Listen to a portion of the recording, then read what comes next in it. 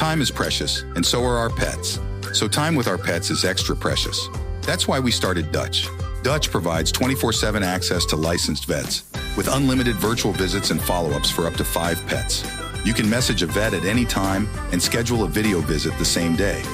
Our vets can even prescribe medication for many ailments, and shipping is always free. With Dutch, you'll get more time with your pets and year-round peace of mind when it comes to their vet care. Critical hit Punch All Nazis takes place in the early days of World War II and combines high adventure with cosmic horror. All dates, locations, and historical events are thrown out the window in order to create a fun story, so don't put too much thought into historical inaccuracies. All accents are done poorly, but with love, and no disrespect is intended.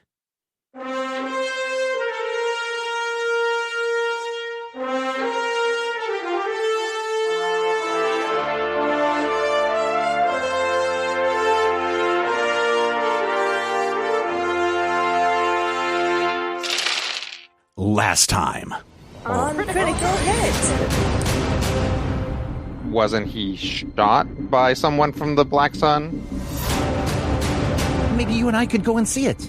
Perhaps if we have time. I hear it's to die for. Velvet suit. Matching. No velvet. And as the elevator door is closing, you hear, yeah, Herr Montag. You are riding up in the elevator. The elevator boy, the person that runs the elevator, kind of just looks at all of you with your heaps and mounds of boxes and packages that you got from the haberdashery and the gentleman's store, and he's just mighty amazed that you are able to afford a big shopping trip like that. You're riding up in your elevator. And we heard the thing. You did already hear the thing. Yep. Should we stop the elevator, go back down? My first thought is we're here to do something. Yes, we could probably try and stop them from doing something, but we don't know what they're doing. Okay. So I would say let's just proceed as we were with the knowledge that they are in town. Fair enough. That sound good to you guys? Yeah. Yeah. Probably as good as we're going to get. Okay. Elevator stops off. Here you go, sir. You gentlemen, have a nice day. You too. Thanks. Go down to your room, open up your rooms. You put your packages away. Does anybody put on any new clothes? Dutch almost certainly left with something on. Okay. So, like, he hasn't had a change of clothes in, like, a week, so. Okay. So, if you remember, and of course you guys are all smart. Your characters are all smart as well. You were told that to come back after 9:30 when the library closed to go back and meet with Nathaniel. You got probably about 3 hours right now, 4 hours right now before you have to be back at the library. You're into different rooms, 2 and 2, and you have some time. Could I have purchased like some black slacks and turtleneck? Sure, yeah. Only for the purposes of sneaking about at night? Sure, gentleman thief. Yes, even though I totally don't have much sneak. Well, I kind of get the feeling that we don't have much anything.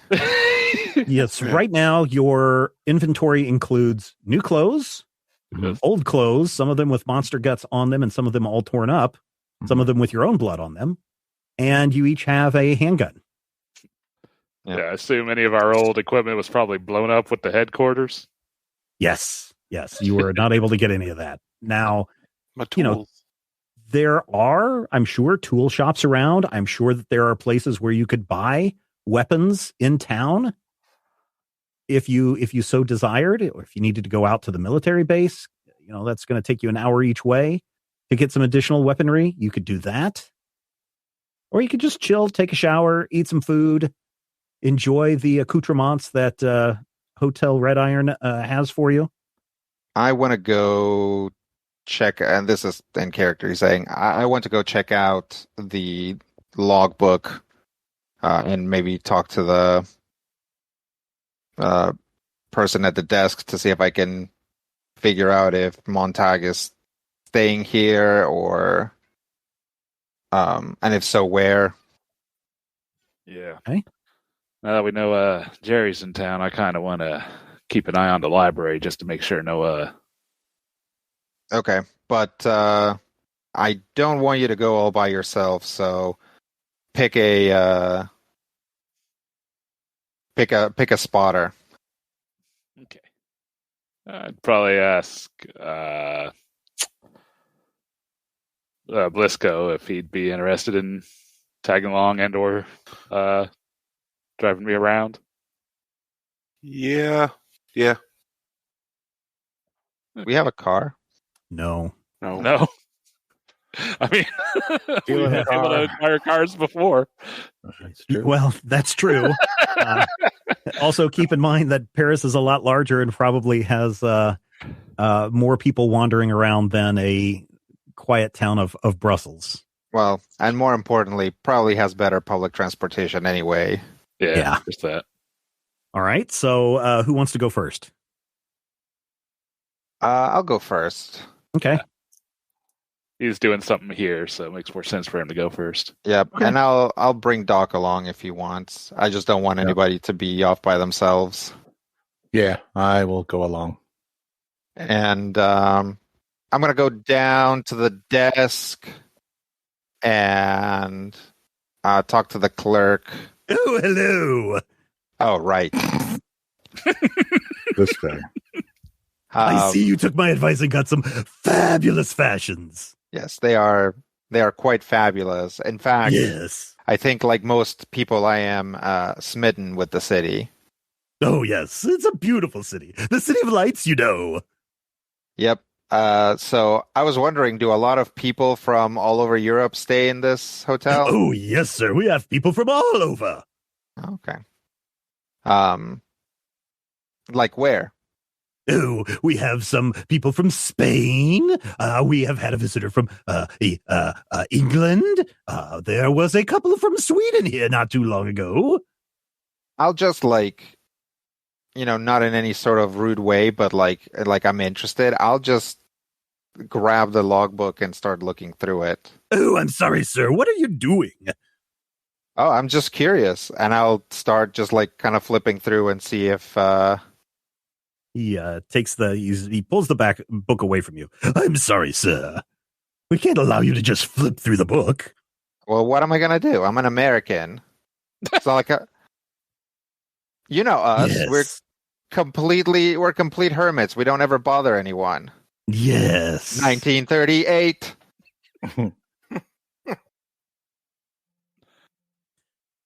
Is this someone that I could help you find? I don't know.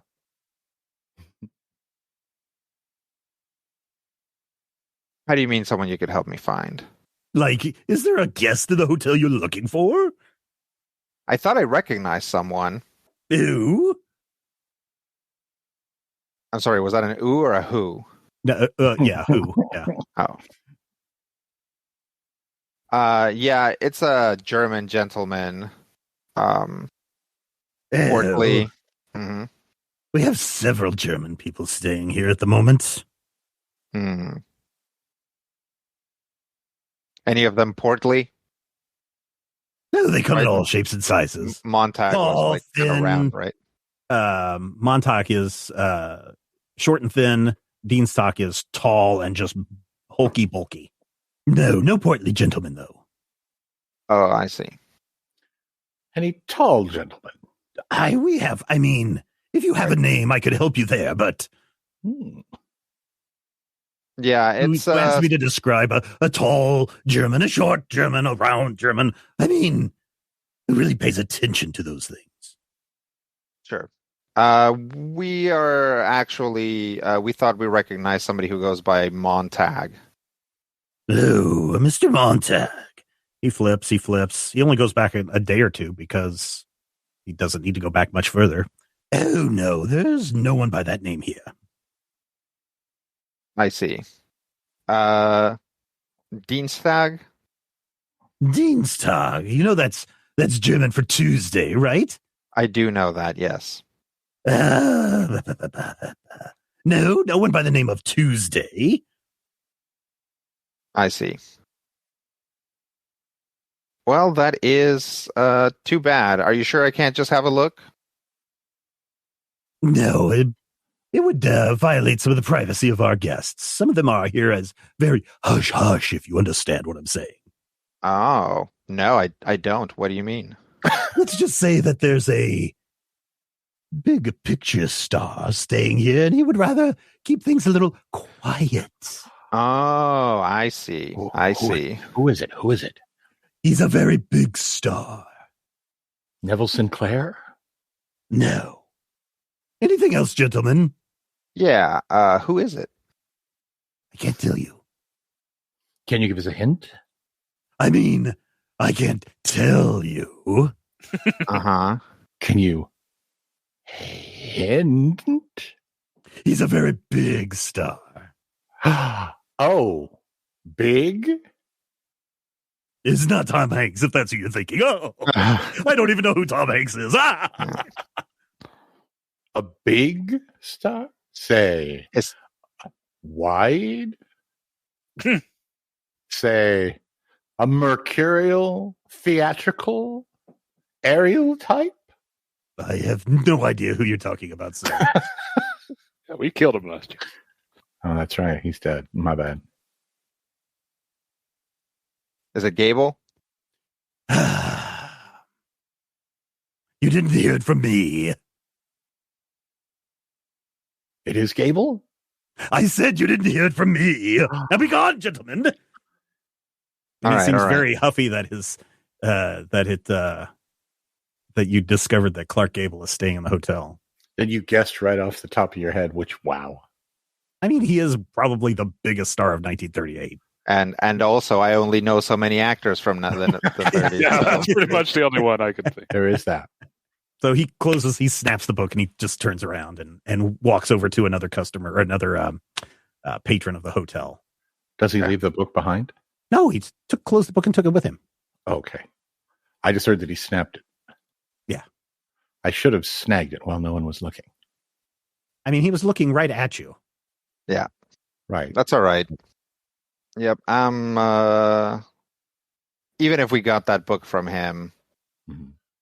if there are several Germans staying here and they're staying under an alias, Mm. we wouldn't know from the book.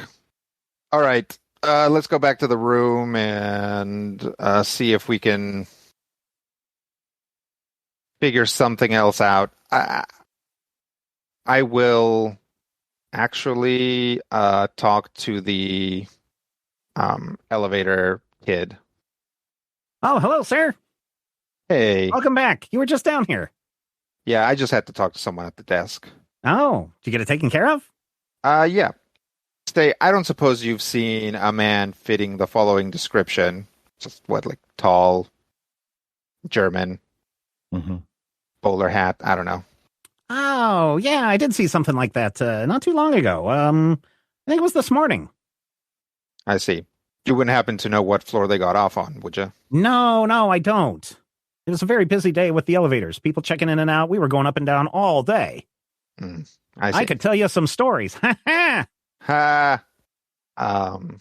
Okay. Well, we'll just go back to the room. Yeah, so just so you know, there are several elevators here. It's not just a one elevator hotel.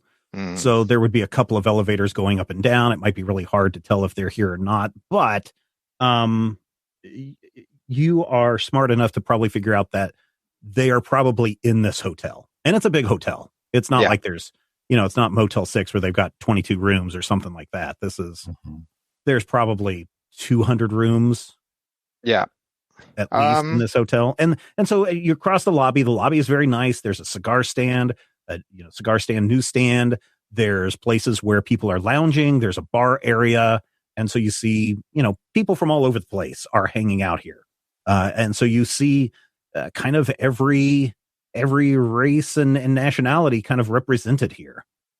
We are, France has declared war. This is Paris, the capital. And so who knows what kind of ne'er-do-wells or heroes or people that are looking to make a buck might be floating around this town. Can I take you up to your floor? Yes, please. All right. Guys go up. The door opens. Kind of stands there with his hand out. I'll give him a tip. Oh, thank you, sir. You have a great day. Enjoy your stay at the Red Iron Hotel. Thank you. Elevator's door closed. You guys go back to your room. Yep. All right. Let's go see what the other two are doing. Yeah, I would suggest we try to find a somewhat public place with an eye shot of the library. Yeah, so the nice thing about this library is it's a huge library, so it's obviously going to attract a lot of other means to make money. So several cafes, a restaurant are all around this. Now there are two entrances to the library, the north side, the south side.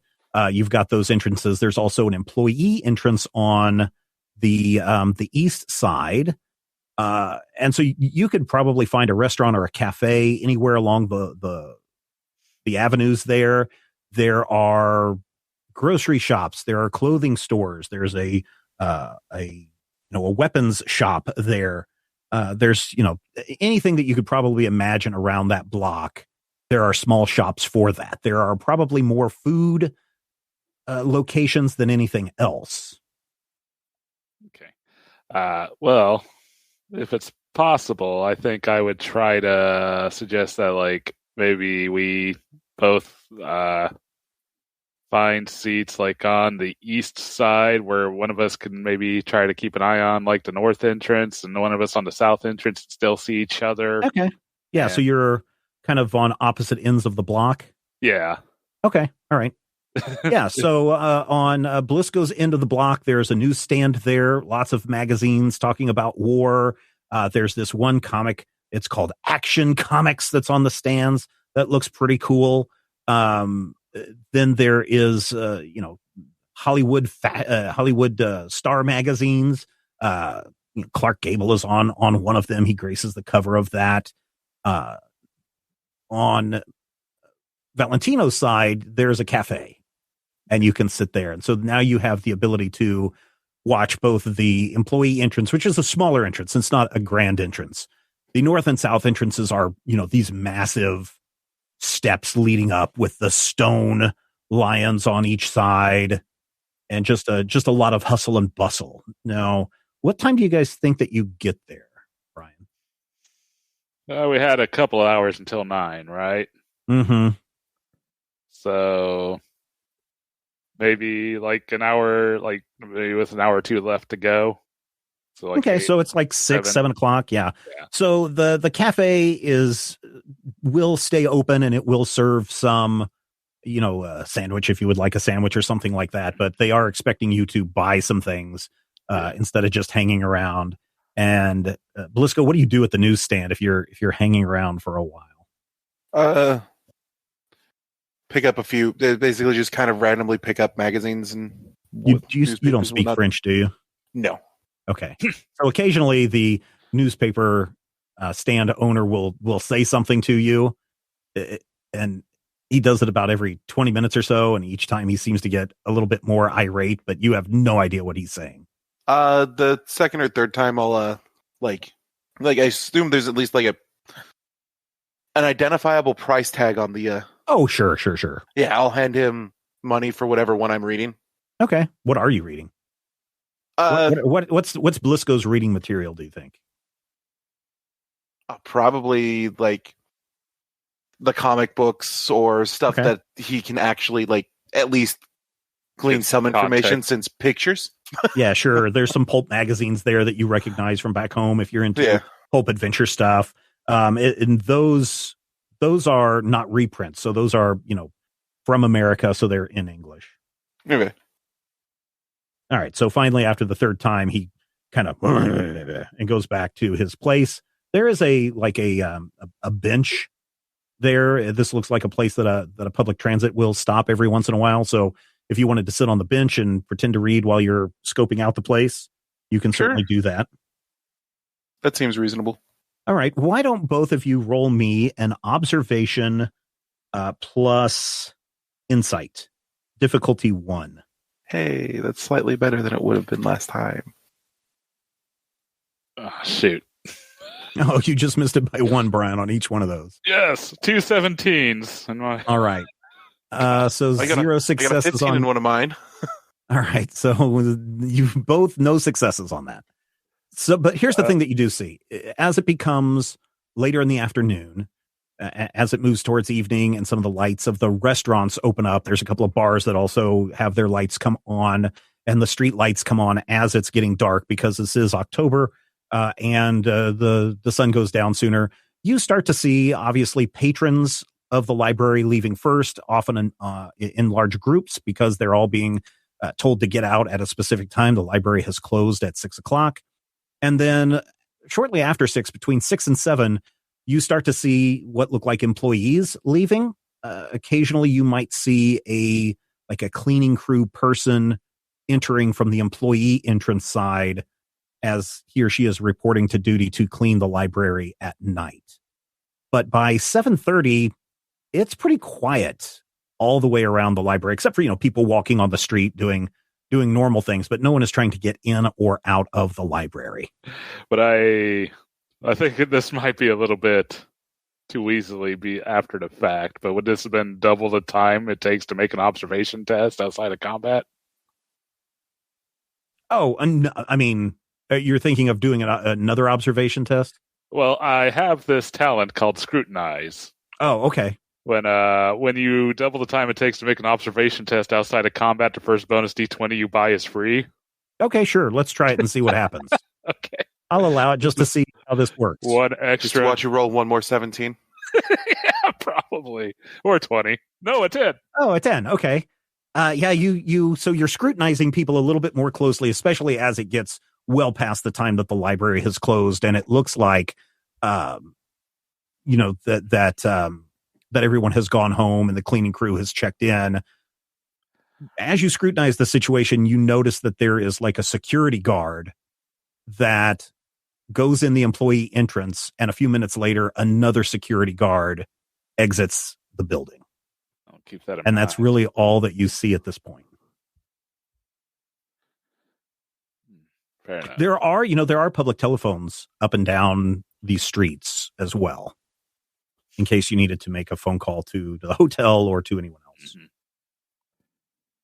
Mm-hmm. I might kind of get up and go wander over to that newsstand, purchase a newspaper, and kind of...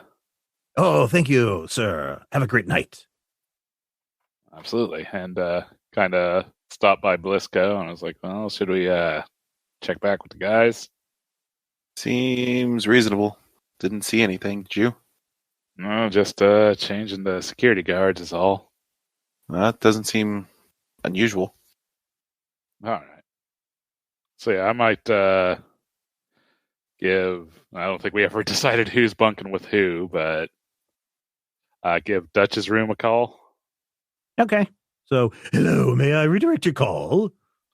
Yeah, can I get a room whatever? I think it was 10, 10, and 10, 11 or something, or 10, 11 and 10, 13. So, yeah, 10, 10, 11 is where 10, 11, or Dutch is at, yeah. Yes, one moment. And then their phone rings, Rodrigo. Hello? Hey, this is Valentino. Oh, hey. Yeah, just been keeping an eye on the library over here. See anything? Like it's just a change in the security. Pretty much everyone's left, at least the public's left for today. I think. All right. Seeing if you have any new developments or anything. Nope. We asked around a little bit to see if we could get some sort of bead on Jerry, but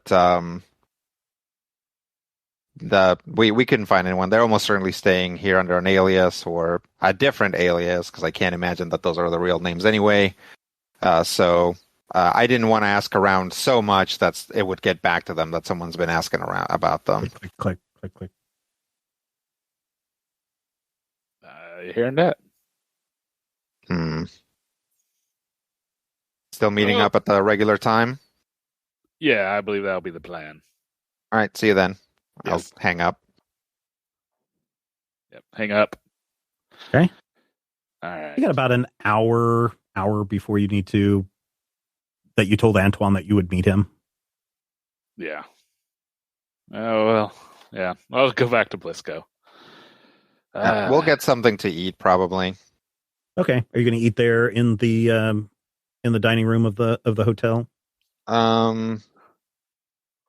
Probably not, because I would hate to be spotted. So if it's something where we can like get some coffee and sure, there's all sorts of really great restaurants. France, for those of you that don't know, is renowned for its great food. Yeah, so we'll actually go eat somewhere else. We'll go to a patisserie or something. Oh yeah. What does Doc like to eat? I don't know. Doc he just seems like the kind of guy who's like, hey, I'll eat whatever is there, and then I'll have, the fuel to run on. Like, are you like a thing? So are you like a go somewhere that would have like a hunk of cheese, a hunk of meat, a hunk of bread, and that's good enough for you? Yeah. Are you guys like are you guys like bar type people where you might go in for a drink or no? Probably not bar today. Okay. Yeah, I would kind of agree. But if a bar, raised its ugly head, I don't think the Doc would necessarily poo-poo it that hard. Okay. I mean, you can find a place to eat. I mean, it doesn't have to be super fancy. Obviously, sure. Doc is a man of simple tastes. A man of general simpleton. No. I mean, I kind of meant it. I'd like. Okay. Dutch kind probably looks for a pastry shop. Yeah. So what kind of pastries? Get a coffee and. Fancy pastry or. Not necessarily like the fanciest, because I don't want to spend. I don't want to spend. It will cost you 0.10 monies. Yeah, I don't want to spend $8 on a pastry, which would have been this ridiculous. This is 1938. Yes, 1938. Yeah. I think you'd be like a dime, a quarter at most for coffee and a Danish or something. Yeah. So just try to find something that hopefully by being French is going to be a little bit more fancy. Like they'll have like an actual. They use the finest whipping creams in your pastry. Like a good whipped cream center on an eclair kind of a thing. Yeah, or whatever they. It's so good. Man. Like I mean, it's a thing that has like an actual mousse, like a chocolate mousse on top. So for something. You, Rodrigo, from your background, and I don't know how much your teammates know about your background, but this is a very fine pastry. Yeah, it's fine for you. It's fine for Doc. You get a pastry and it's like, oh my, this is your brain is just popping and fizzing with all of the delightful endorphins that are rushing through your system. This is one of the finest things, the tastiest, sweetest things that you have ever experienced in your life. Wow. This is amazing. Actually, that stuff on the sides of the plate, that's like a chocolate leaf. So if you put that on it, when you take a bite, then you get the bitterness too. That is good. Yeah. All right. You don't get to travel a lot, do you? Not well, I mean, no. Okay. Been focused on my studies, but I also feel, no. Mostly not. All right. Well, I'll. So, Doc has, for the last probably 2 years, subsisted on food from the military. Yeah. And previous to that, food from Arkham, Massachusetts. Yes. Food from the cafeteria. And it's all English food. Oh, yeah. So, it's probably. Yeah. I mean, I think Dutch was like. Definitely subconsciously looking for an opportunity to like eat something good. Yeah. And it's for you, it's fine. I mean, and you've he's had not better, like he certainly. doesn't want to have like a huge meal before going in and like doing some research, but some coffee and some sugar for exclusively short-term researching. There you go. All right, so it's time to go meet up.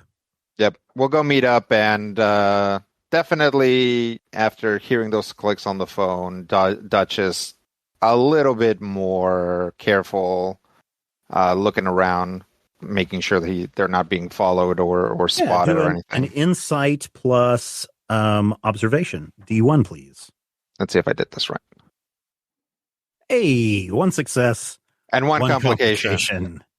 Now you don't have. I guess I should say you don't have any training or anything on either of those that you could have used that would change that success rating. Like do you get 2 successes on a 3 or anything? No. Okay. No, I don't. So one success. Yeah, it doesn't look like you're being followed or that anyone is really paying extra attention to you. But Doc, his beard is getting, a little bit more thick as the afternoon grows on, and his hair is a little bit more shaggy. And because he's had these sweets, the sugar is kicking in. And so he's got a little bit of a jitter to him as well. So unfortunately, even though no one is following you, people are noticing. We stand out a little bit. Yeah, well, Doc specifically stands out probably more than you, but because you're together, people do notice. Yeah. Well, not much I can do about that, and it is my fault that he's hopped up. So yeah, I'm not even going to say anything. Yeah, not a terrible complication. Yeah, I think a success and a complication. We should just call it the Dutch. There you go. All right, so you meet up. You run into Valentino and Blisco near the newsstand. What is your plan of action? I'm taking my cues from Valentino from here on out. Okay. Well, shall we go knock on the employee? Well, let's see. Let's have his office. Do I have his office number? You do. It's up on the, what did I say? Is it the 3rd floor? I mean, like his phone number. Does he have a phone in his office? Yeah, he does have a phone in his office. You would have his phone number if you would like to call. Yeah, I'll just give him a call, and that way we probably won't have to maybe not deal with any security guard that'd be at the employee's entrance if we tried to. Okay. Pick up the phone, you dial the number, ring, ring, ring, ring. Or maybe it's, I forget how the French phones. Literally, French phones go dran, dran. They do. So, ring, ring, ring, ring. Ring, ring, ring, ring. Ring, ring, ring, ring. And it just rings for like 10, 15 seconds. There's no one picking up the phone. Valentino scowls. He'll hang up. I was like, okay, I guess we have to find our own way in. I guess let's go approach, and yeah, I'll start walking towards that employee entrance. And okay. When I get to kind of try it and see if it is not. Sure. So you approach they're glass doors, so you can see through all the way. You can see that the big bright lights of the library have been turned off, and there are now just, I wouldn't call them security lights because I don't think that would have been a thing, but it's like lamp lights. Yeah, lamp lights here and there are lit on tables and stuff. Enough for, again, cleaning crews to do their thing, or enough for people to kind of see around. But this isn't the bright, overly lit, everyone can see without any problem kind of situation. And you can see that right there in the employee entrance, there is a little kind of like a side booth with a window that the security guard is behind. And he's behind that. And so there's imagine like a countertop and then a glass security thing. It's on to the side. So you could easily walk past this if you wanted to, providing that, you think you can get past the security guard. You could probably also sneak past. You could try to do a stealth sneak past the guard if you wanted to do that as well. I think I'm just gonna kind of try to walk on in and past with, just confidently, I'm totally supposed to be here, and see if he says anything. Sir. The library is closed. Pardon. I'm here to see Antoine Dupre. You come back during regular hours. Tomorrow, 7 a.m. Very well. We'll come back then. Sorry to bother you. We have something. We need to. Like, I'll just be like, I'm sorry. We have something that we need to give him before tomorrow. It's for his research meeting tomorrow. No. But if we don't get it to him, then his boss is going to be upset. He picks up the phone, dials. There is no answer. He must not be here. Come back tomorrow. Oh. Can you try him again? Sir, I'm very busy here. And you can see that he's got like the newspaper and the crossword puzzle and the cartoons laying out on his desk behind there. He picks up the phone again. He picks up the phone again. It rings. He rings. Sir, there is no answer. Please come back tomorrow. Both of you. Shoo. We know where his office is. We'll just drop it off. And... Shoo. And he starts to kind of reach for a baton. Like, I'll be like, sir, are you sure that you want to spend the rest of the night talking to other security guards and superiors about why you had to beat someone up? Or would you rather I have no problem. I have no problem beating people up. Perhaps you should wonder, would you like to spend a night in jail with bruises on your head? I don't think that would happen. But here's what I propose. Here is what's going to happen. I'm going to push this button here. More security guards will come. You will be in big trouble and will be detained. It will not be pleasant for you. Or you can leave. Come back tomorrow. How about this? How about instead of that? He starts to reach for the button. I'm trying a persuasion here. Oh, okay.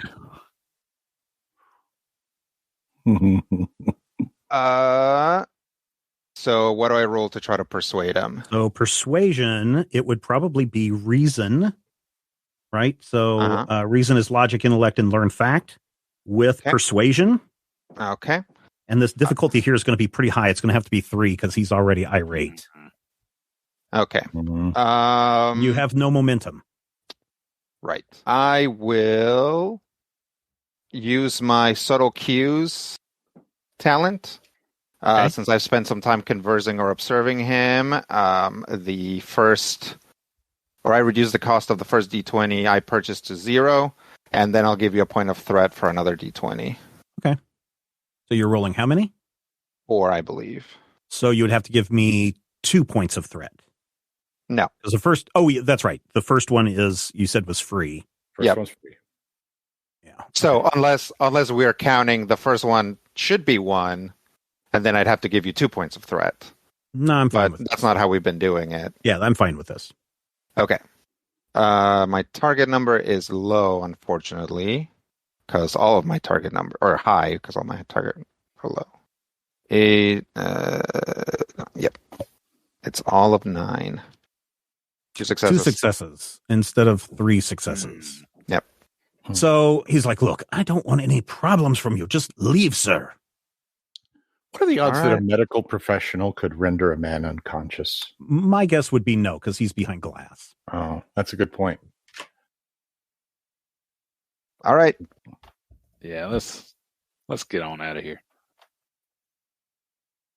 Let's watch. We'll walk out. We can knock it out. So let me ask this question. Who went in? Was it just Valentino and Dutch, or was it all 4 of you? That's a good question. If we had stayed outside, could we have done something sneaky?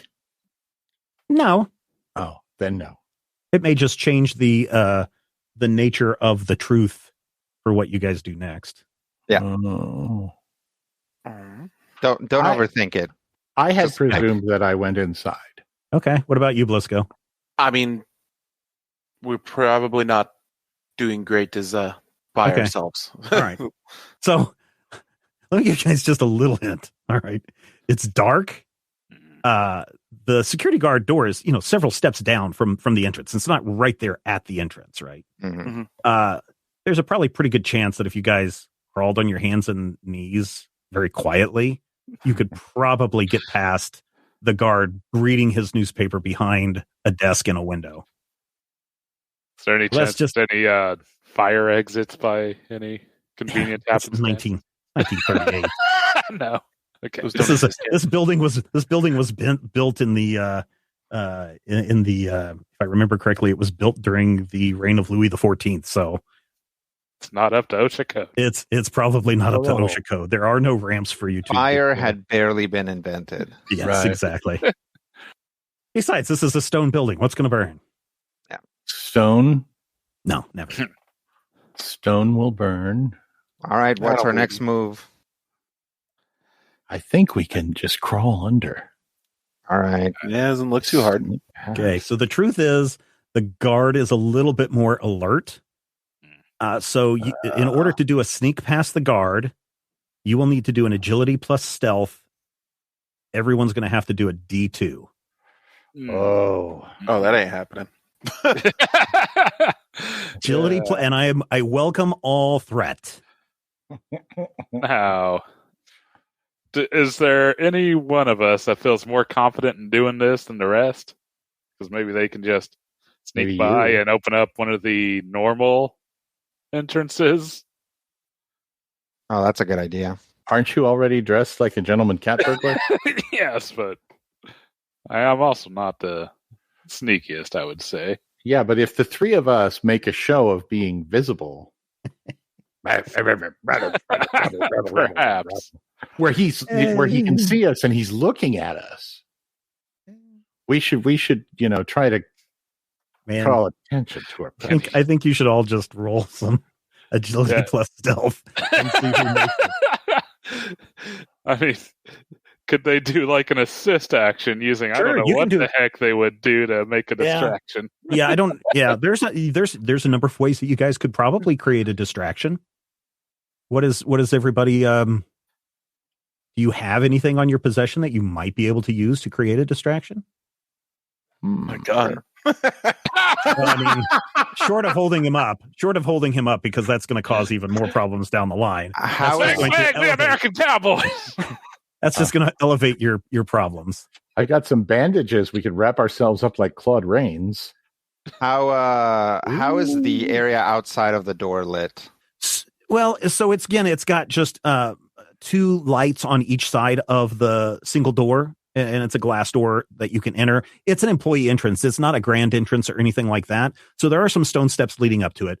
Glass door, a little kind of foyer area, where people could stomp off their snow or rain or whatever. And then as you're going down, there is an ash tray, public ash tray right there, across from the security desk. And the security desk, again, it's a desk area. There's a door there that says security on it, and there's a big glass window so that they can obviously keep people out that are not supposed to be in there when it's not when the place is not open, and then also to ensure that the people coming in and out are actual employees of the library. Okay. Is the ashtray is outside? Yeah, it's in the hallway. So if somebody was coming into the library, they could put out their cigarette or cigar or cigarillo or whatever that they have. Would I be able to light something on fire in the ashtray so that it just like a slightly larger fire than would be good for? You would have to crawl over to it, because otherwise, if you walk up, he's going to see you. Right. Mm-hmm. So if you're crawling, you're already going to have to do an agility plus stealth test anyway. Oh, okay. Did you say that it was lit from the outside? The doorway, yes, because there's the outdoor lighting like you might expect to find. Okay. Globes, those kinds of things. Right. Mm-hmm. Yeah, I was thinking of maybe shooting out a light, but if it's like street lighting, he's not going to come out to look at. Yeah, and there's definitely people wandering on the streets too. You probably don't want to fire a gun. Oh yeah, that sounds like fun. Because then you might get the real police involved. Yeah, I don't. Him being behind glass, I don't really see what I could do to distract them that I hadn't done already. Okay. Except hold him up. A few minutes have passed. Things have settled back down just a little bit, but I'm sure the guy's still annoyed. Sure. He's picked up his paper and he's reading it. So the newspaper's in front of his face and he's reading it. Yep. Looks like it's up to you, Valentino. I keep feeling All like right. How about, Rodrigo and I were talking about truths not too long ago. Mm-hmm. And there are things that you can do with a truth. Truth makes an action possible or impossible. Mm-hmm. Truth can make an action easier, reducing the difficulty of the skill test by 1. Or I can use it to make the difficulty easier by spending threat. And I was thinking, how do we buy a truth? So you can create a truth, but you have to spend momentum. Yes. Yeah. Or you could give me more threat. I feel like you want threat a little too much. I'm just giving you guys options because I haven't pressed the threat angle that much since we've played this game. I feel like I kind of just want to try the sneaking, but spending my last fortune to do so. Okay. If that's what you want to do. Yeah, it's kind of not, but what's this going to be? Agility?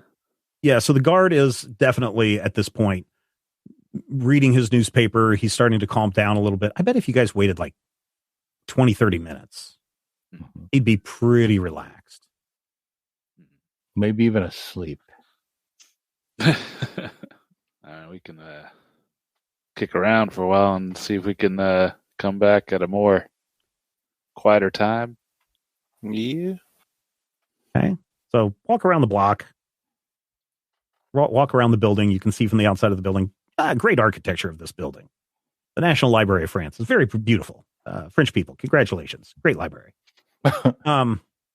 Well done. And you can see that the main entrances are chain locked at night as you're walking by those.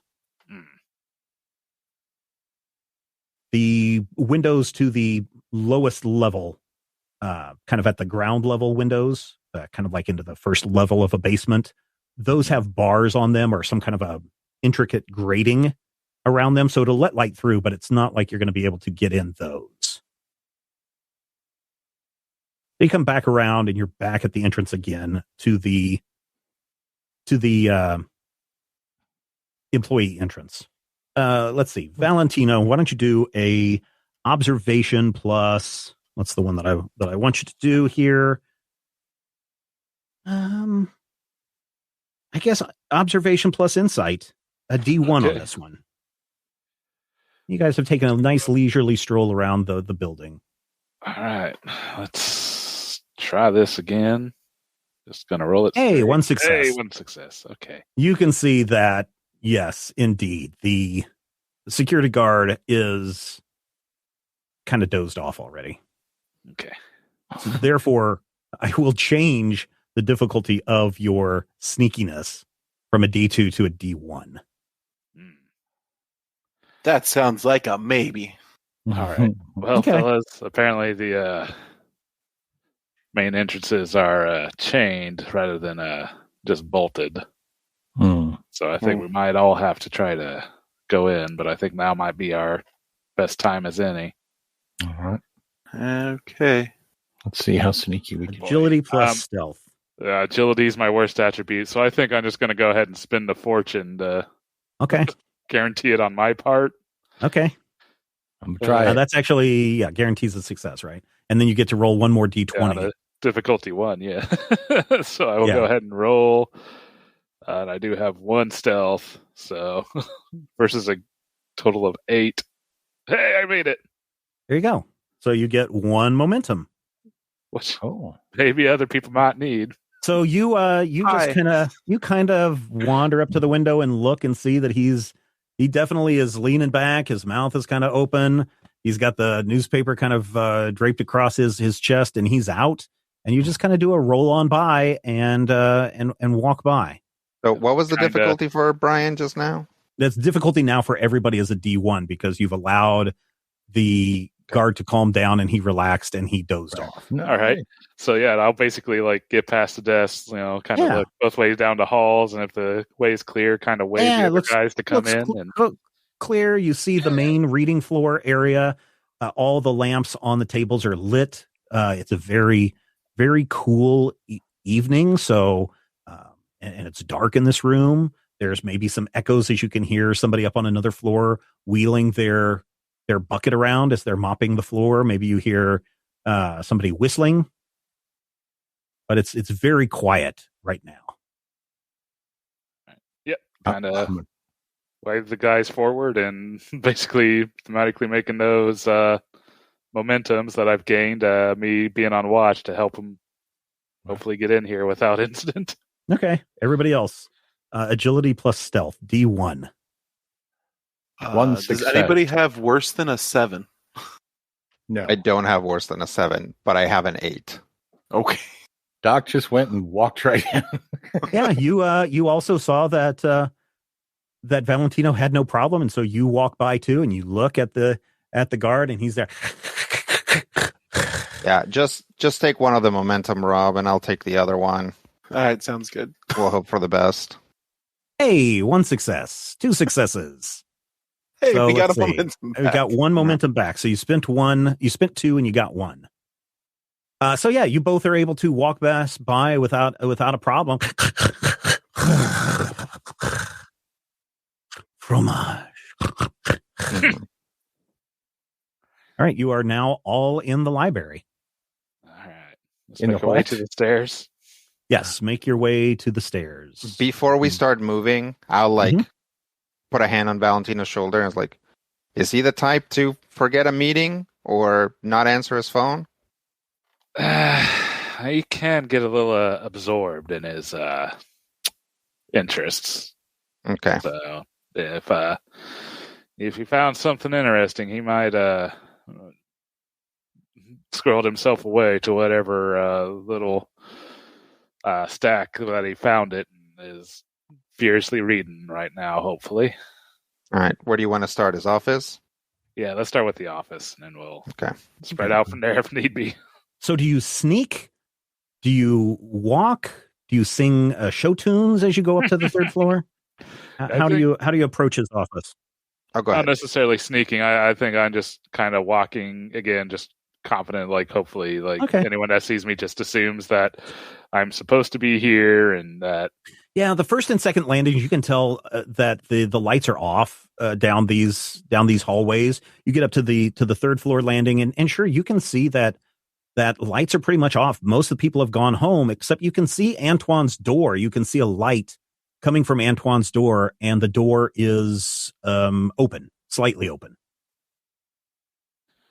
Yeah, again, kind of walk up to the door, give it a little knock on the door, and open it. Look in. Yeah. As you knock on it and you open it, there is no one there. The office is, you remember earlier, was full of stuff. It was, had all the things that, a librarian researcher would have, but this stuff is scattered all over the place. Chair is knocked over. Papers are on the floor. A couple of the books that you saw earlier on the shelves are on the floor as well. There's the place. There's been... I'll take my pistol out. Okay. Everybody give me an observation plus insight. D1, difficulty 1. Woo, got there. Okay. 2 Ryan successes. got 2 successes. Very good. You get an extra momentum. Potentially 3 if sight would be or instincts. Well, is it part of your observation? Yeah. I got those focuses. Sight we can definitely count. Sight or instincts, yeah. Yeah. Well, sight specifically for this one. Sight. All right. So you got 3 momentum. Dutch passed. Good job. And now Doc. Yeah, Doc's character sheet froze up, so I'm trying to figure out. There we go. Hey, 1 success. 2 successes. Oh, yes, 2 successes because you got a 1. Aha, So critical you one. now have 4 momentum. Very good. So maybe come in handy. It's clear that there is signs of struggle and that someone has been tossing this office and that there was a fight of some kind going on in here. You also notice some red markings on the floor near the door. And also there is a mark on the wall next to the door with a line under it pointing down the hallway. Does anyone kind of have an idea what this might be from? I have an idea. I don't want to. Yeah, go ahead. Be the red markings, right? Yeah. Someone dragging a body. Yep. No. It's not blood. No. Okay. Okay, good. So this suddenly flashes to Valentino that, oh yeah, when we were here earlier today, Antoine was playing around with that like oil stick red chalk marker. Oh yes. Okay. Shall we go the way of the stairs, see if we can find anything? We should follow it. I think he's leaving a trail of breadcrumbs behind him. So you start walking down the hallway. It's leading you back to the main, to the stairwell in the main area. Not the stairs that you came up, a different set of stairs, but it's taking you down to the main area. And like every 10 feet or so, there's just this like little red mark on the floor. And you follow it down. You follow it down to the second floor, and you follow it down to the first floor.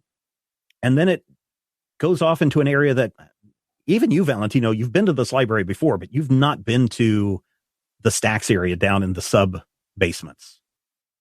And you go down into the basement. And of course, there's books upon books upon books and shelves.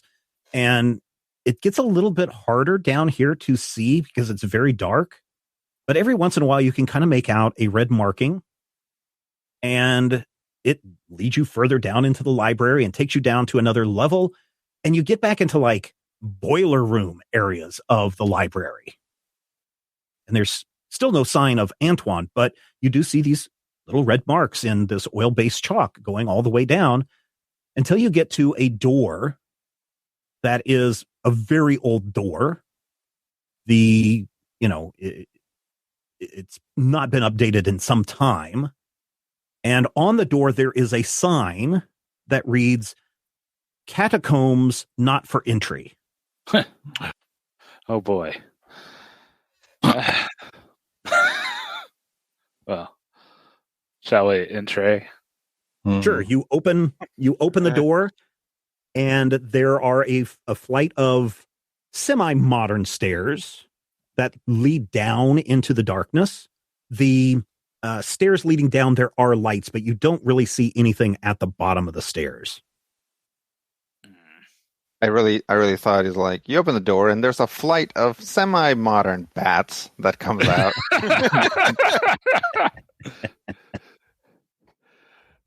Is there like any lamps or candles that we can?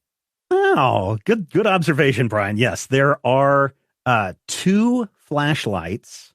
Flashlights. There you go. And these are kind of bulky flashlights. They're not great flashlights, but there are 2 flashlights that are kind of on a shelf next to there, along with some candles if you needed. There's a broom there.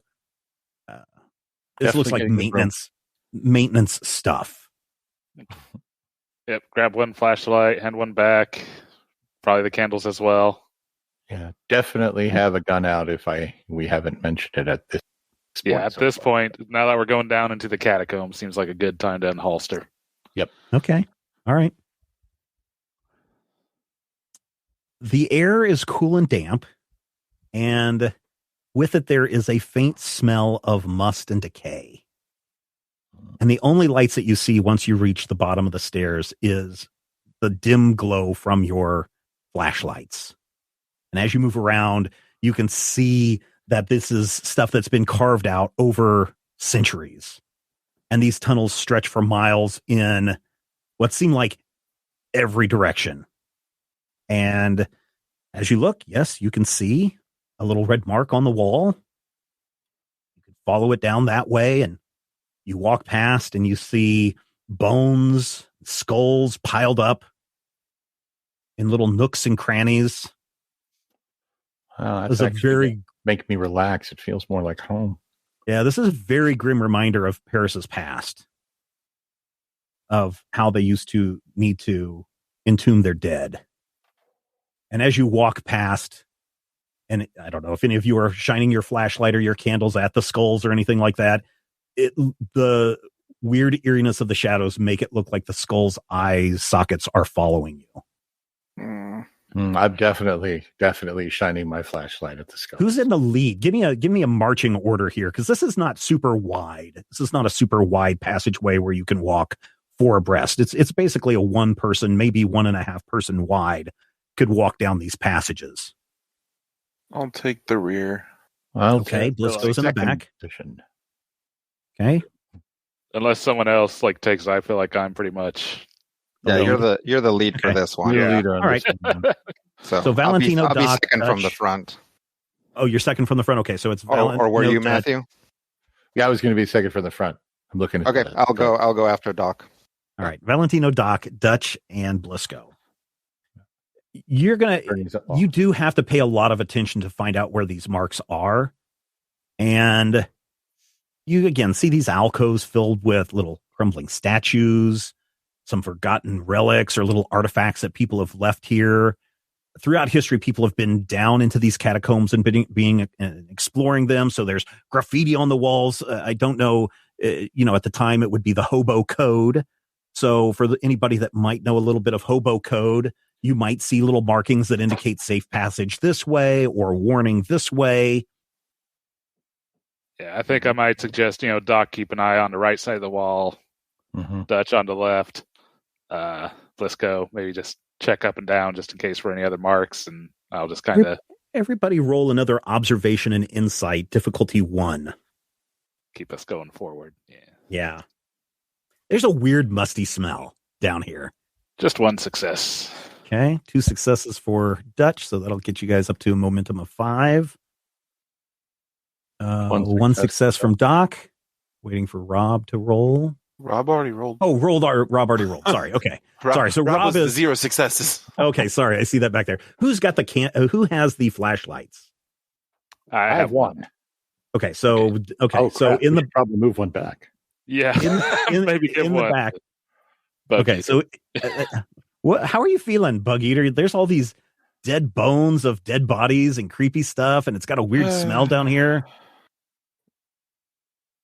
How are you feeling? Great. Not terrible, but not happy with the situation. Okay. You're not shaking or anything, so there's light bouncing all over the place. Death is something that happens on a farm.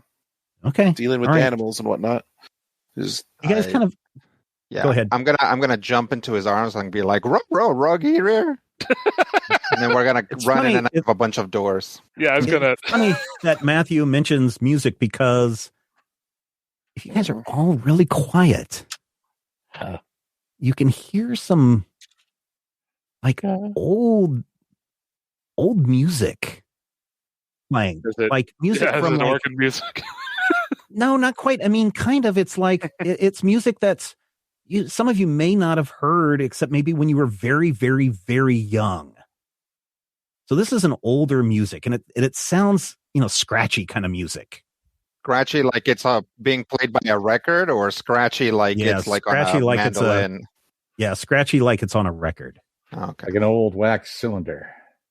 No, probably not a wax cylinder. Those would be much older. All right. So you continue on down, and the music continues to get louder and louder. Kind of point my flashlight down, gun up, kind of make a bit more effort to proceed cautiously and quietly. Okay. You reach a door. There's a door on the side. The hallway is moving straight in front of you. And there is a little alcove and a doorway and a closed door, a wooden door. And under that, you can see light flickering from underneath the door. And you can hear that this is where the music's coming from. Is there any keyholes or gaps in the door? No, this is just like a door, wooden door. Yeah, is it voice or is it just music? It's like but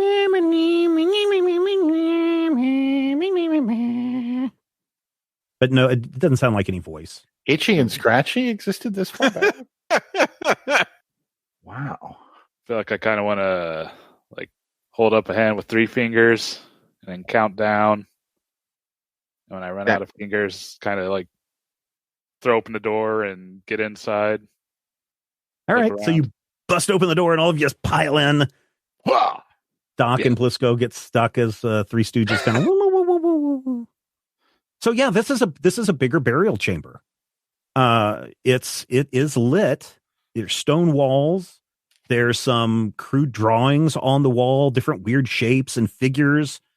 And the earthy smell is really strong in here. In fact, you notice it was hard to notice maybe earlier because you have your flashlights on and the candles are we're reaching into all the little nooks and crannies of the hallway. But in this room, because it's a lot bigger, you notice this weird color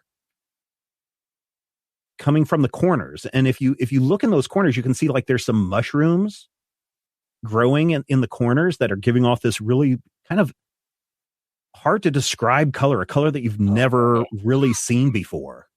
And then as you look through the middle of the chamber, there's kind of a raised dais, some steps and a little platform. And there is a table with candles, a bunch of candles that are lit. And sitting at the table is a disheveled man. He's got ragged clothes. They're very stained and worn. His hair is all wild and unkempt. And he's kind of looking around like, what is this? Hey, man. Fellow travelers of the hidden realm. Welcome. Have you come to taste the fruits of the underworld too? I think I am not interested in the underworld fruits at this time.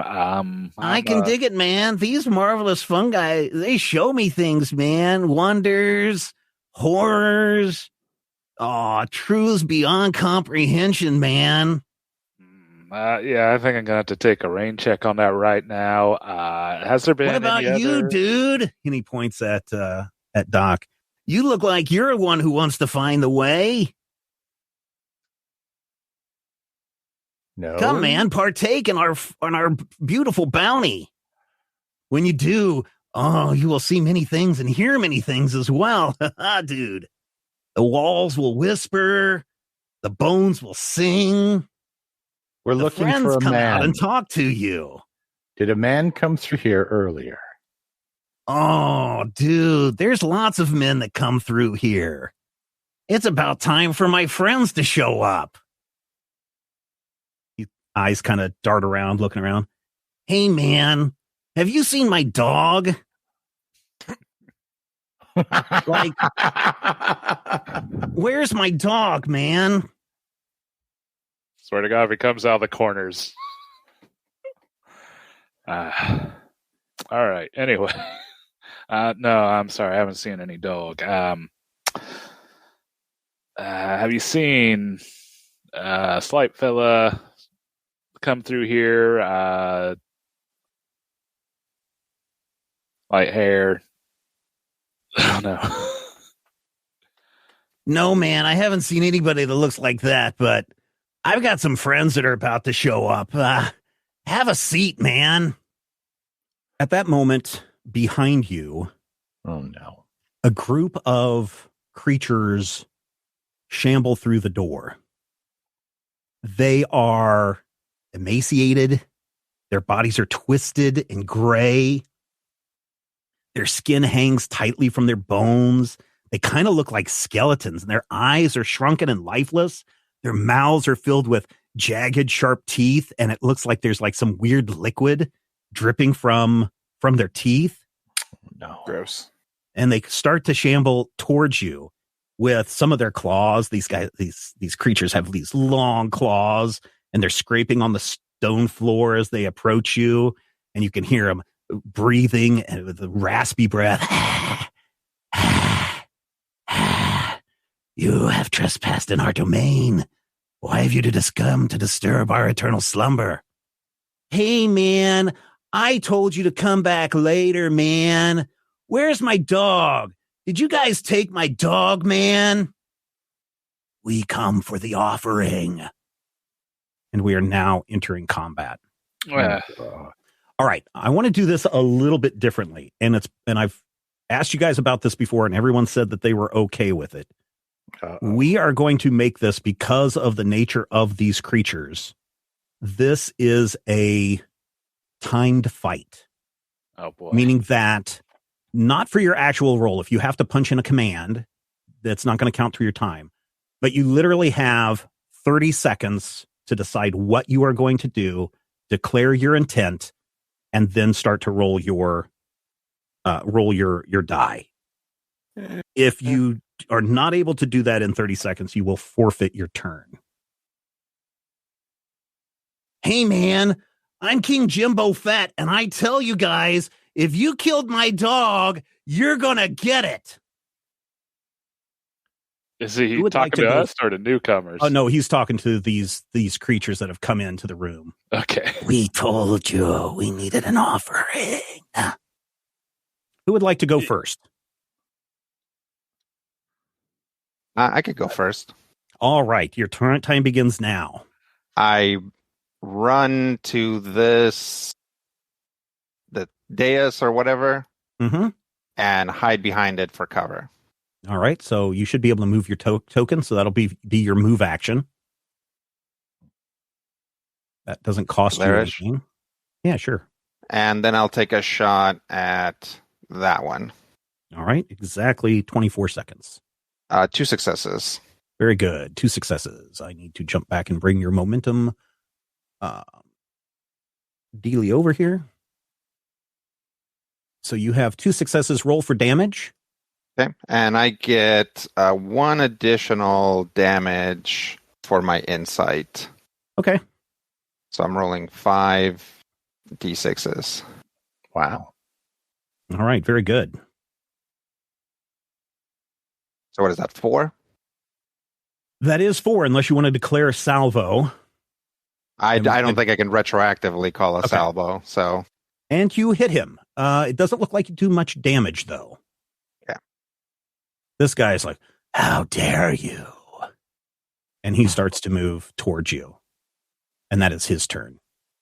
Oh, also, I forgot. Everybody needs to do a Will plus Resilience, difficulty 1. Oh boy! Yay! Wait, Matthew, you're using greater than instead of less than again. damn it! Ooh, 3 successes. Okay. 2 successes. Did Doc get 2 successes? Yeah, but my alligator mouth was backwards. Okay. You guys have reached the maximum of your momentum, I believe. Oh, good. So none of you take any mental damage. The creature has gone. Who is going next? Doc. Okay, Doc is going. Doc is going to shoot the bejesus out of this one. Which one? Draw a circle around. Okay. Bang, bang, bang, bang, bang, bang. Can I do like a salvo out of panic? You can, sure. 1 success. Coordination plus fading. 1 success. That's all you needed. So go ahead and roll your damage. Anything that has an effect will count as an extra point of damage.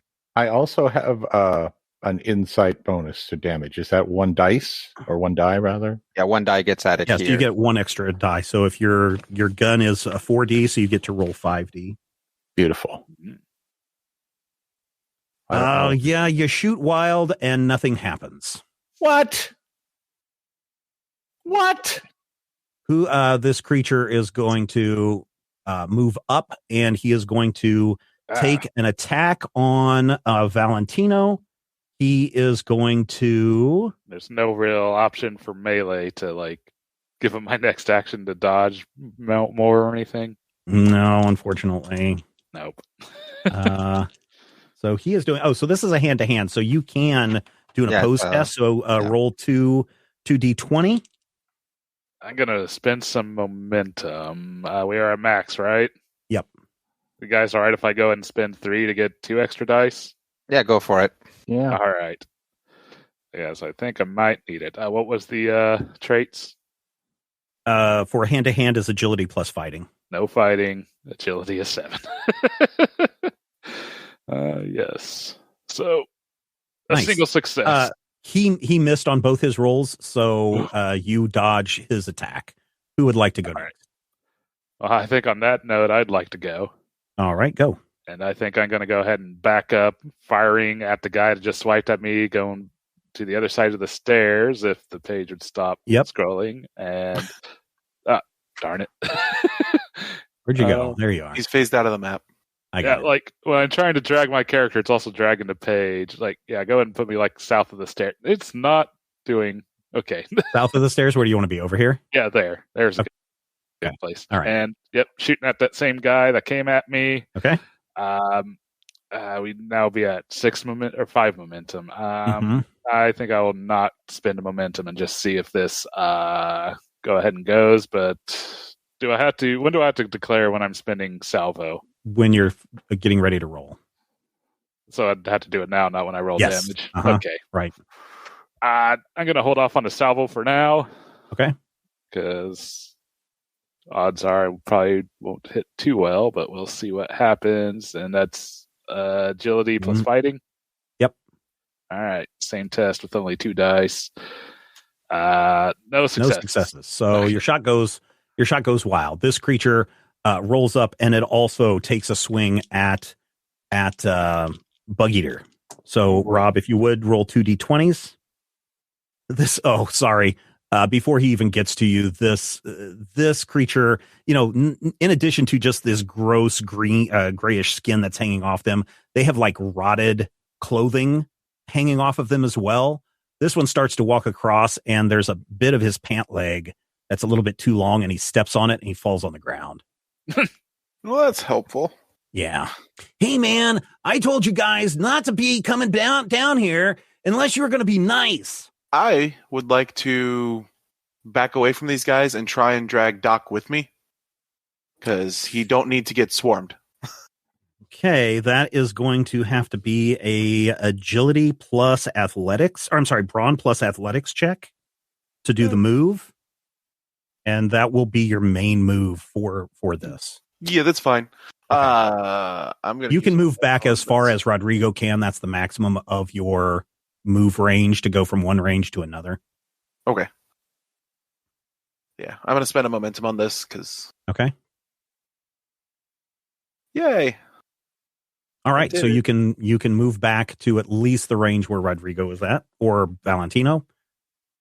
The Jimbo Fett guy, the homeless man, he picks up a can of beans. Looks like it's been a half-eaten can of beans, and he flings it across at these guys. Get out of here, you! You guys are really bumming me out. Did I manage? I'm sorry. And these two creatures start to advance as well. Are you dragging Doc all the way back with you? Yes. Okay. That was the important part. Like, come on. All right. We need an offering. Top of the round. Who would like to go? Anyone? I'll go. Oh. All right, Doc, go. I'm going to shoot again. All right. I'm going to shoot him. Pow, pow, pow. Oh, no. Oh, a complication. Yeah, you not only miss, but there is a complication. You're going to have to spend an action to reload, unfortunately. So your next action is kind of shot. All right. I'll get out my black powder and the steel balls and okay. This creature is going to run up to you and make an attack on Blisco. Again, a 2d20, Rob. That sucks. Oh no, 0 successes. This creature rolls out at you and he swipes you with his claws. Unfortunately, it doesn't really do any damage to you. Your brand new jacket now has a gash where these claws ripped through. Yeah, I'm going to step back one more space, in fear, pull the gun and fire. Okay. That's coordination fighting, right? Coordination and fighting. All right. These are all D1s. Significantly better. 2 successes. Hey, 2 successes. Very good. Roll your damage. 5?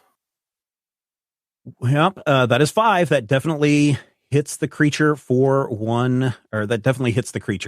and it is enough to shoot. Yeah, it doesn't take him out, unfortunately, but it does hit him pretty good. How does that change? This one over here rushes over to Valentino and tries to take a swipe at him. So 2d20. Right. Coordination plus fighting as the opposed. Oh no, 0 in the complication. Oh, this is not good. No. Okay, well, again, there are no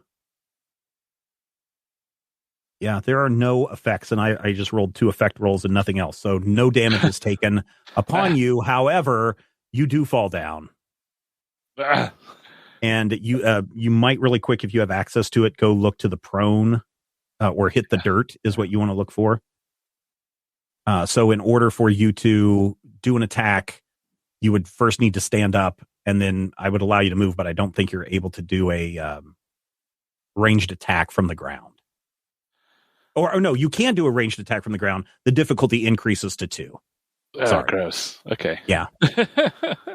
All right. Who would like to go? Would you like to go next then, Valentino? Yeah, I think I'm going to go ahead and go.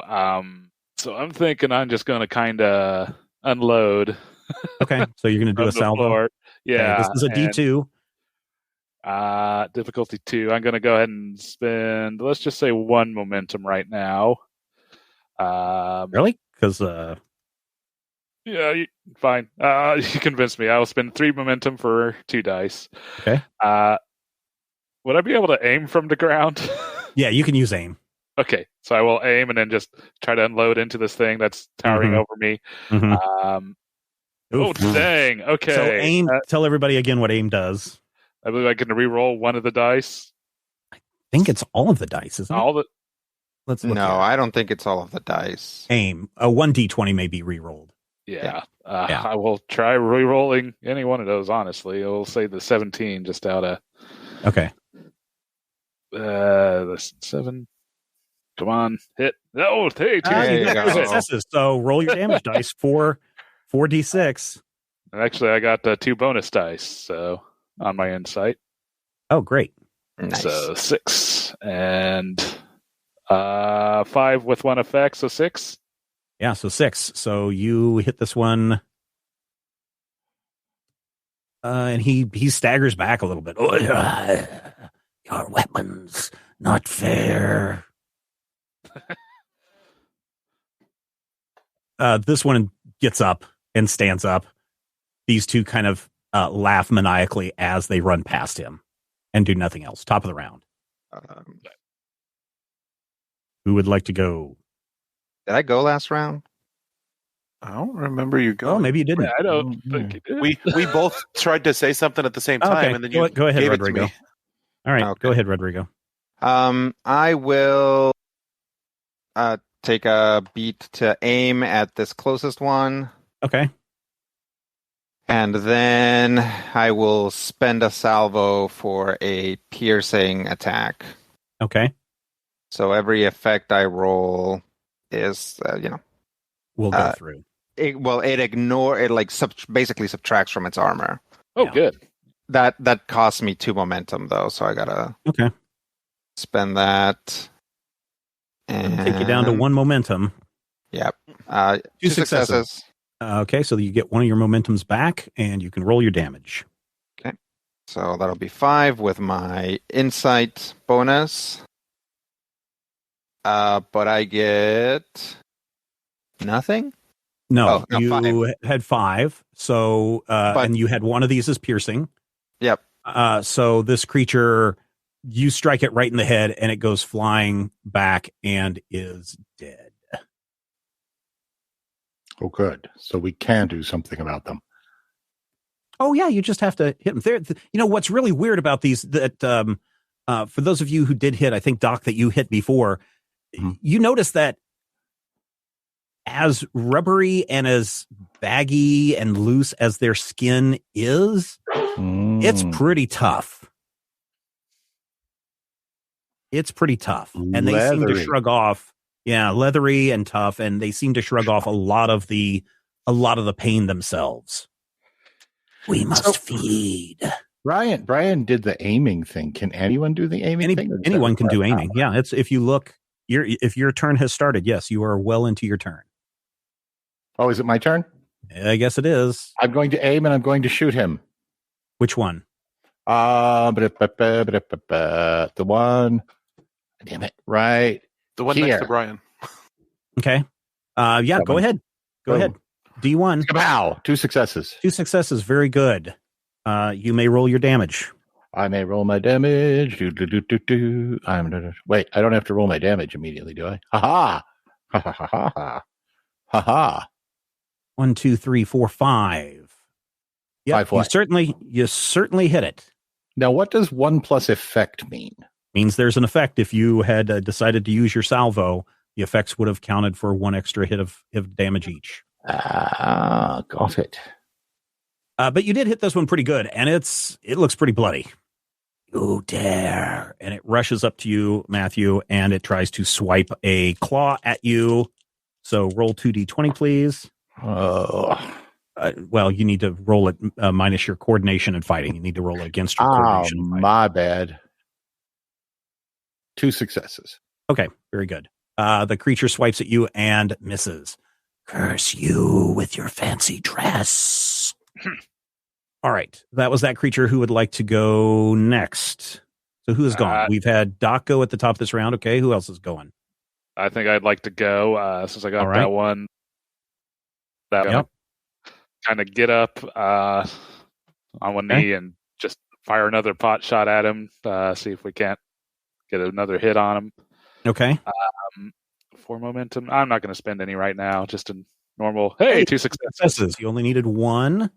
All right. So that gives you guys another one. 4D. Wow. That would have been a good one too. Again, that would have been a good one to salvo, but I'm not going to sneeze at 6 damage either. Yeah. You obliterate this one the same way. Just right in his. It's like these creatures, even though their eyes are really deep set, it's like they glow in the firelight. And you can really see, since these have been up close to you guys, you can see like there's like rotted meat in their fangs and in their teeth. This is like worse than like if you eat beef jerky and it gets caught in your teeth. And like 20 minutes later, you're able to finally work that piece of beef jerky out. And it smells like the rottenest flesh that you've ever consumed. That's what these guys' breath smells like. Delicious. That happened to me just yesterday. Yeah, I know, right? Who would like, you killed that one. This one is going to rush forward and he's going to yell at Jimbo. We told you we demand offerings. Are you giving them to us? Hey, man, I already told you to leave me alone and you did something to my dog, man. I don't like it. I'll aim at this closest one and I'll go ahead and spend a salvo. Maybe I'll just spend a salvo for vicious so that it doesn't cost me momentum, but I'll spend 1 momentum to get an additional die. 2 successes, very good. 3 Roll successes. for damage. 3 successes, very good. Was that 6 damage? Yeah, because you did your salvo, right? Yeah, for vicious. Yeah, this one also goes down. Mm-hmm. You shoot him right in his fangly tooth. Nice. Very nice indeed. This one has finally gotten up. This one that fell over earlier has finally gotten up, and he looks around, and all of his friends are dead around him, except for his leader that's over here. He kind of just looks around and does this weird dance, and then he turns around and just gets the heck out of that space. He does, that weird kind of looking around and just kind of hightails it out of there. Would anyone like to go? I guess Blisco, you're the only one. Guess take a pot shot at the one that's still here, threatening. Okay. 0 successes. All right. Jimbo shouts, all your friends are dead or gone, man.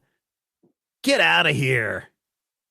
And the creature is like, I will see you again soon. And it is gone. It also runs out of the chamber. Man, that's one thing I can't stand about the catacombs, man. It's all the ghouls. We're just going to... Yeah. All right. What are you guys going to do? I think we're just going to... at least I'm just going to start backing out. It's like, sorry to bother you. You are backing out. Remember, we're still under the 30-second rule here. So the faster you guys can act, the better. You are slowly backing out of this chamber, and a hand grabs you on the shoulder, Valentino. Whip around. And? See who it is? Oh. Nathaniel. So glad to find you down here. I knew you would see my markings. You're so smart. Oh, but we must hurry. We must go rescue my friend. There were a pair of men dressed in black, and they took Pontus away. We must go and find him. Just after like a brief second, Valentino just kind of give him a big hug. And I was like, glad to see you're all right. Yes, let's go help your friend. Yeah, they moved them down this way. I was doing research of Dr. Hyland on the astronomy thing that we were talking about earlier, and I went to go investigate into the stacks, and when I came back, there were 2 men in my office yelling at him. They thought that Hyland was me, and he didn't know what to say, and they dragged him away. And oh, Nathaniel, I think I've ruined something for you. I think I've messed up big time. That's okay. We'll figure it out later. Let's go help your friend. Let's go. It's down this way, and I'm sorry, but that rhyme, and he points to Dutch, that rhyme that you wrote, they took it. That's all right. They're down this way. I think if we hurry, we might be able to catch them. Yes. Let's go. I'll reload as we go. Okay. Ready, top off. Come back soon, man.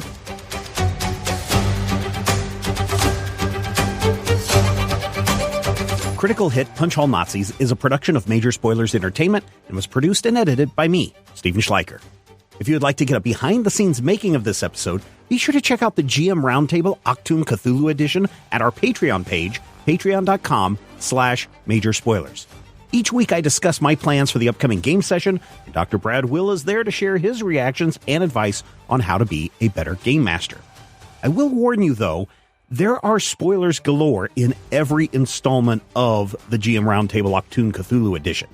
So, if you don't like spoilers and don't want to know what I am planning next, don't listen to these episodes. Though, I will say, if you do listen, you'll be able to see how and where the players throw a wrench into my plans, and you're also going to have greater insight into the world that's being built into this campaign. This week, Jimbo Fett joined the NPC crowd as the King of the Hobos, and Pontus Halen appeared as the astronomy researcher. If you want your name to appear as one of these NPCs in future episodes, all you need to do is become an associate producer at patreon.com/Major Spoilers. Finally, we want you to record yourself doing your best on Critical Hit and send it to us at podcast@majorspoilers.com, and your voice will join the growing chorus of fans in upcoming episodes as well. Thank you again for listening this week, and here's hoping all of your dice rolls are critical hits.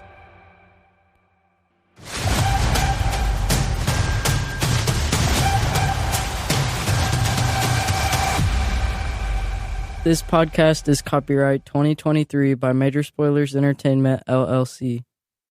Time is precious, and so are our pets. So time with our pets is extra precious. That's why we started Dutch. Dutch provides 24/7 access to licensed vets with unlimited virtual visits and follow-ups for up to 5 pets.